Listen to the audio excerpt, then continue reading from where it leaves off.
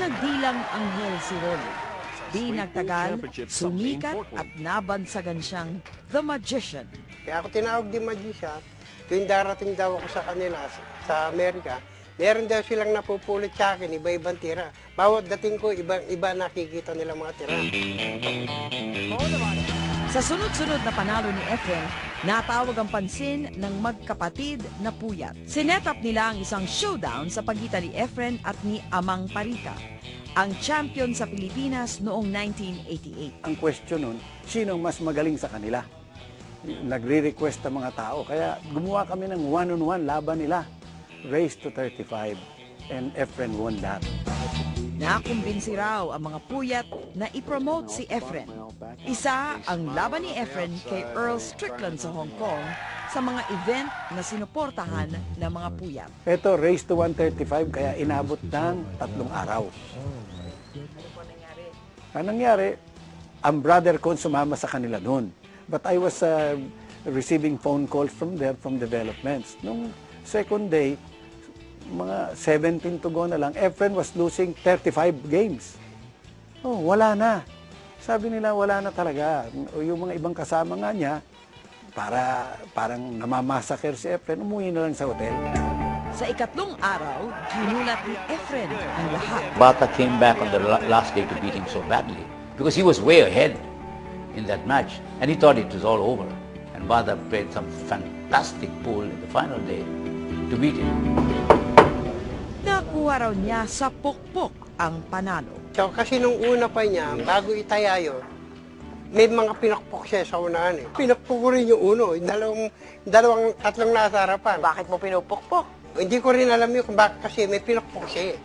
Para mawala lang yung break niya na may pumapasok kung saan, pinakpok ko para mabago lang.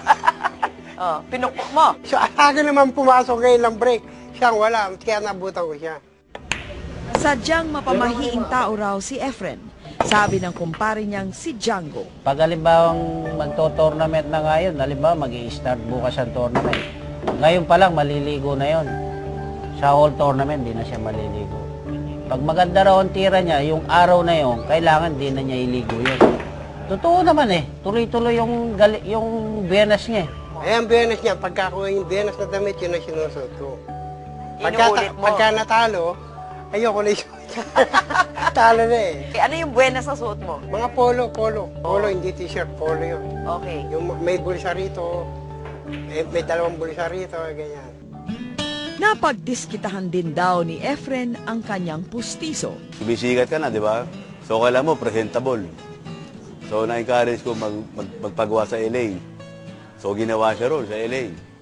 Kaya lang, nung short-short yun, hindi na kami manalo. Ayun, nangyari, nung pabiyahe kami, nasa aeroplano kami, pumunta siya. Pagbalik niya, wala nang ipin.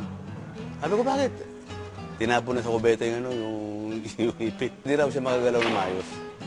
So ngayon, pinabayaan ko na siya. Ay pinangalanang Tumataginting na $150,000 ang pinakamalaking prize money sa larong bilyar noon ang naiuwi ni Efren sa laban kay Earl Strickland.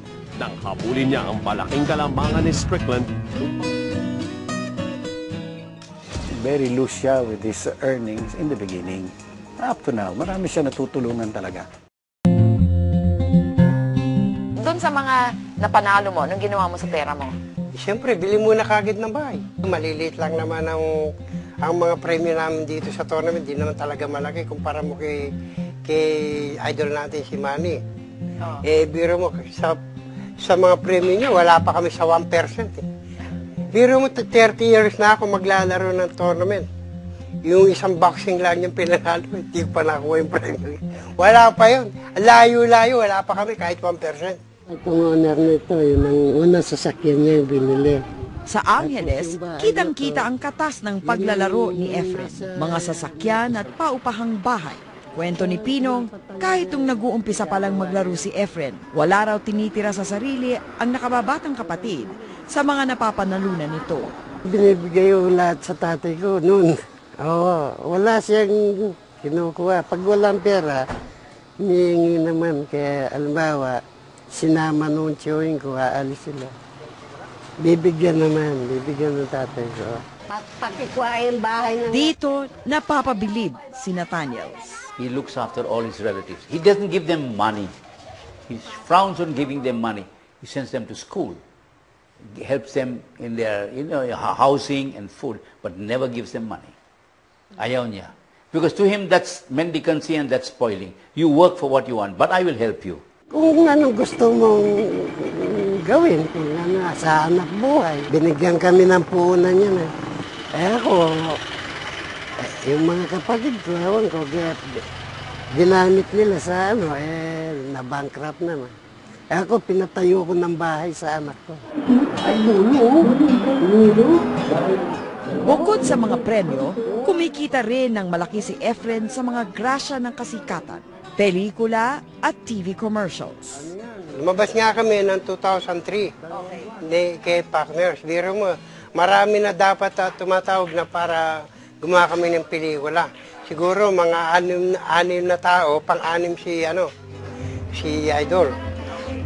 So yung mga nauna hindi pwede dahil sabi ko hindi ko kaya pelikula. Kaya lahat pumayag kay Fernando po kasi siya yung idol ko.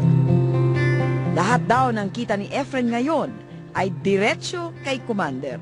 Nakabila ko ng mga properties ba, marami na akong nabili ring paupahan. Meron kami sa Diamond. Basta mga 8 piraso. Tapos nakabili rin ng farm. May farm kami dyan banda sa papuntang Porac. Ito rin daw ang papel ni Aling Susan kahit nung magkaibigan pa lamang sila. Ako nagsuggest sa kanya, ibangko mo yung pera mo kaysa yung mauubos lang ako. Kasi siya pag ganun-ganon lang Sinadjust ko, ibangko ko yung pera niya. Nakapagbangko ko ng pera niya, siguro nag-start siya 40,000. Nagkakilala sila sa Lucky 13 kung saan nag-umpisang magbilyar si Efren. Waitress ako noon Doon sa yung second floor noon, bilyaran ng tsuhin niya. Siyempre hindi mo marunong manligaw yan Ligaw tingin, o kaya pasulat-sulat lang, pero nagsasalita, hindi. Yun, niya, dadaan niya sa sulat. Ang mayari ng bilyaran, pinsan ko. So yung kapatid niya, yung kapatid ni Mrs. girlfriend niya. So sinasamahan namin sila, pati yung pinsan ko, tsaka yung kami ang chaperone, kaming dalawa. Kayong dalawa, kayong dalawa ang nag-asawa. Tapos kaming dalawa nagkatuloy, yung dalawa hindi. Nag-live-in sina Efren at Susan at nagkaroon ng 2 anak. Halos 10 taon na silang nagsasama nang biglang sinurpresa ni Efren si Susan. Galing sa Amerika, 3 araw na siya nakakauwi. Sabi niya, amo tara may pupuntahan tayo, sabi niya. Hindi sama naman ako, ano yun, sabi ko. May mag-aanak ako ng binyag, sabi niya, dito sa Pasay. Tapos akit kami second floor, hintay. Bakit wala ba binyagan, wala naman tao, tayo lang. Tapos nung dumating na yung mga ninong-ninang, mga kasama, mga bisita, siguro 10 kami lahat. Dumating yung kakasal sa amin. Umpisa na tayo. Sabi ko, ba ito? Para akong na-surpresa ka akong ganun. Kasi nga hindi mo iisipin. Kasi ako may anak ako sa una 2. Siya binata. Hindi ko na ganun, paakasalan niya ako. Na-surprise ako, nag-iiyak ako. Tatlo na ang anak ni na Efren at Susan ngayon at 3 na rin ang apo. Meron bang sumunod sa'yo? Wala po. Itong panganay ko, itong lalaki nandito. Nandiyan ba siya? Nandun siya, pero wala siyang alam sa bilyar, kundi magpatalo Hindi mo naman tinuruan. Ayaw magpaturo, tinuturong ko, ayaw niya. Makakala ng mga tao, magaling dito ang kamukha niya. Talagang sobrang ninervous ako. Pero tinuturuan niya ako kung hanggang sa makakaya niya. Kaya lang, tingin niya parang, kasi nung bata pa ako, dapat din palang daw, nagpursige na ako. Ngayon, 26 na ako. Parang medyo mahihirapan nila.